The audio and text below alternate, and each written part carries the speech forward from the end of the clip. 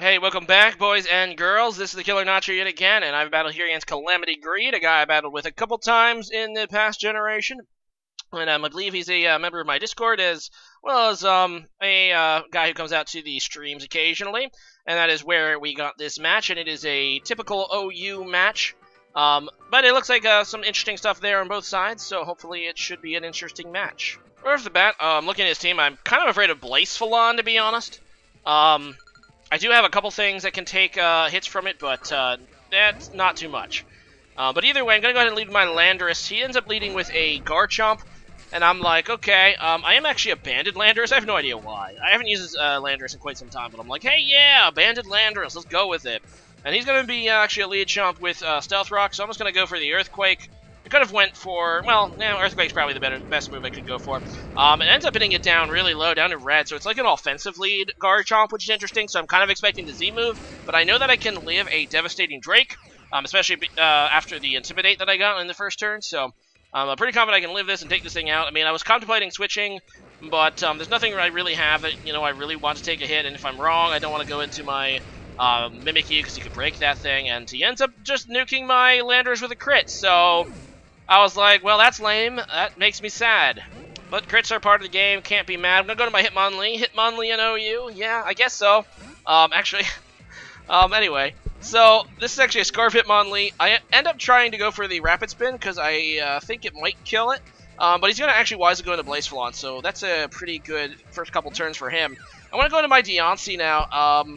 I'm just kind of hoping I can take maybe a Fire Blast or a Shadow Ball. He ends up going for the Trick, though, which is actually really good for me. So I know he's definitely either Specs or Scarf now, which is actually most of them anyway. So, but he did try to go for the Trick, and because this is my Mega, it's not going to work. He can't Trick Mega Stones, so I'm going to be able to Mega Evolve here. He's locked into Trick, and I'm just going to go for a Stealth Rock, which will allow me to get them set up on my field now. As he goes out into his Garchomp, I know I can outspeed this thing, so I'm just going to go ahead and do it and kill it. And, yeah, down goes the Chomp. So that's pretty cool. But in comes his Tapu Koko now. And I do have Earth Power, and I think I can live a Thunderbolt from this thing. So I'm just going to try to go for it and hope that it is, I can indeed take one. And I do. I take it with 20 HP. I go for an Earth Power, but he ends up actually having the Shuka Berry.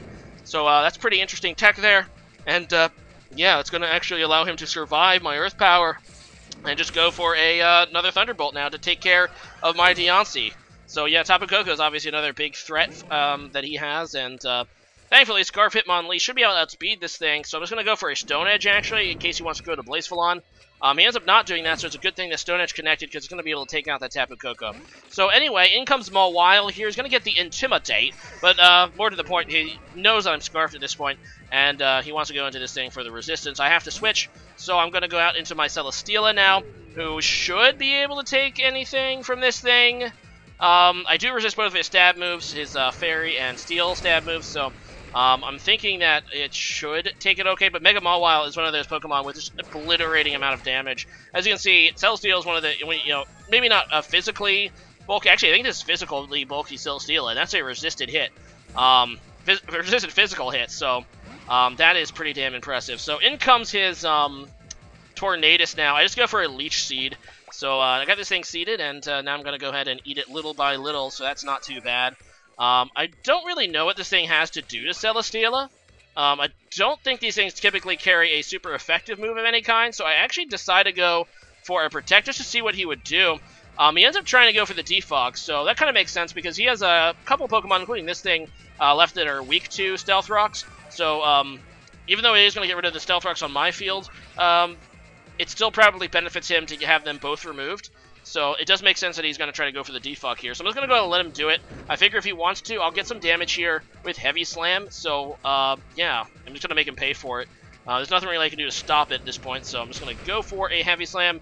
Ends up hitting this guy down to red, which should be in range of it to die to the Leech Seed. So at least it's going to cost him his Tornadus in order to be able to get rid of the Stealth Rock. So down it goes.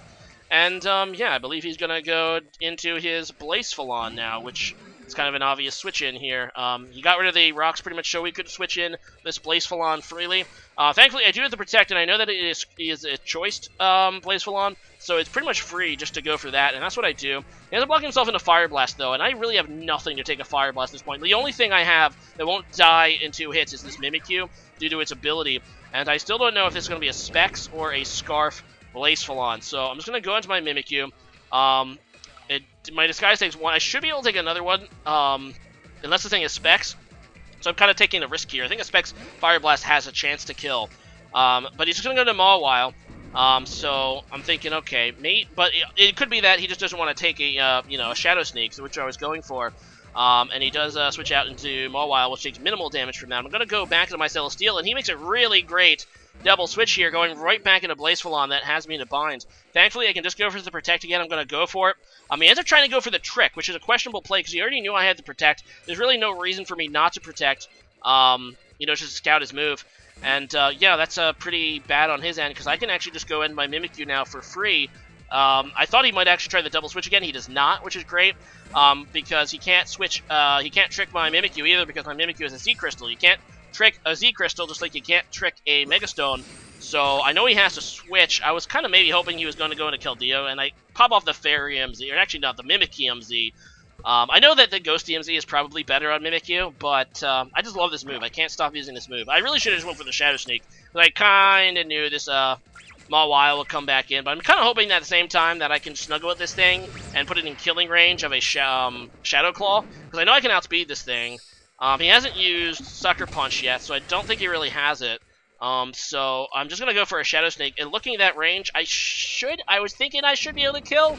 Unfortunately, Mawile does have a decent defense stat, and it lives with a sliver of red HP, and he's going to be able to take me out with a super effective Steel move, so that kind of sucks. I lose Mimikyu, and I'm just going to go into Greninja. I end up, this is actually a Ash Greninja, so I'm just going to go for a priority move here in case he does have the Sucker Punch. I really should have just went for, like, the Hydro Pump or something. Because I'm going to go into this Keldeo now, and, yeah, that's not good, because Keldeo matches up with me very well, obviously. In fact, I don't even have a move that hits this thing neutrally on this Greninja, and I'm going to go ahead and switch out. This is actually a Specs Greninja. Ends up hitting 5 times, too, but still does nothing because of the resistance. So I'm just going to go into my Celesteela again now, as he goes for a Hydro Pump, and look at this damage. It is a ton of damage. Much, much more damage than I thought he would do. I think that means that this is a Specs Keldeo, so that's obviously going to hit really, really hard. I decided to go for a Protect just to get some HP back. I figure, might as well be up more HP in case the Hydro Pump misses. But at this point, I pretty much have to sack off Celesteela. I'm hoping maybe for a Hydro Pump miss, but it's not going to happen. It's going to go ahead and connect and take down my Celesteela, so now I'm kind of in a bind. My only 2 Pokemon left, I believe, are the Hitmonlee and the Greninja. So I'm just going to go to my Hitmonlee now, and he does switch, and I do get the switch I wanted. Well, actually, no, I got a switch. I go into the Mawile, which is fine. He was probably sacking to see what I would lock myself into. I go for the knockoff. It's not going to obviously knock off an item from that thing, but it's going to be able to take it down due to its health. And he's going to go into Blazefulon, which is weird because Hitmonlee has decent special defense, so I know that if he's Scarfed, I can actually live a Shadow Ball, and if he's Specs, I should outspeed him. So I'm just going to go for a knockoff, which should kill him either way. Now he was Scarfed, as you can see, and that makes it a really questionable play. I think he could have still killed me if he went for a Fire Blast, but he ends up going for the safer, or actually not so safer, because he can't kill me.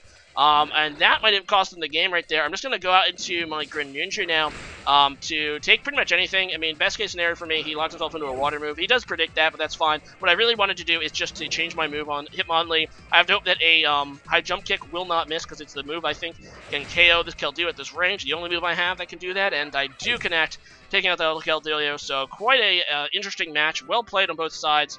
Came down to the last few turns, and yeah, I had the better plays than him, so that feels pretty good. But either way, nice game there, CalamityGreed. We'll have to do another one real soon. So today's question of the day is going to be, which is your favorite of the Hitmons?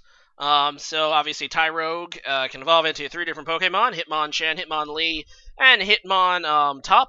The only one not named after a martial artist for some reason, but I guess it's like a top, so it makes sense. But as for me, my favorite is probably always going to be Hitmonlee. I always kind of like the design of it. Really cool legs, and really even cooler in the Pokemon manga, where his legs actually can extend like springs. Based on the Pokedex entry, you can't do that, I believe, in the anime. I think that it eventually got toned out. But either way, Hitmonlee is really cool. I love the eyes of Hitmonlee. They're just badass. So yeah, leave a comment about that and see you again later. Bye.